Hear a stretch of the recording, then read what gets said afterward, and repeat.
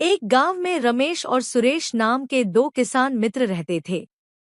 रमेश मेहनती और शांत स्वभाव का था, जबकि सुरेश थोड़ा आलसी और लापरवाह था।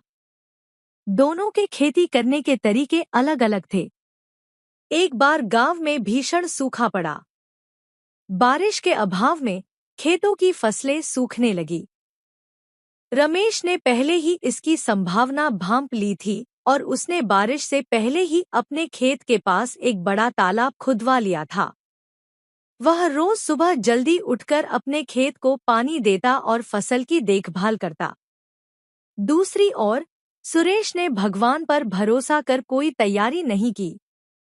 कुछ ही महीनों में रमेश के खेत में फसल लहलहा उठी, जबकि सुरेश के खेत में केवल सूखी मिट्टी बची थी। जब फसल काटने का समय आया, तो रमेश ने अपनी उपज से खूब लाभ कमाया। सुरेश को अपनी गलती का एहसास हुआ और वह उदास हो गया। रमेश अपने मित्र की परेशानी समझ गया। उसने सुरेश को अपनी फसल का कुछ हिस्सा दिया और उसे समझाया, मित्र, मेहनत और दूरदर्शिता ही सफलता की कुंजी है।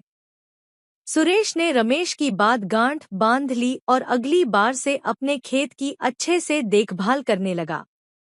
दोनों मित्रों ने एक दूसरे की मदद से खेती में नए-नए तरीके अपनाए और गांव के अन्य किसानों को भी प्रेरित किया। धीरे-धीरे पूरा गांव उन्नति करने लगा और वहां के किसान सूखे से लड़ने में सक्षम हो गए। इस कहानी से हमें सीख मिलती है कि मेहनत, दूरदर्शिता और सच्ची मित्रता से हर कठिनाई को पार किया जा सकता है।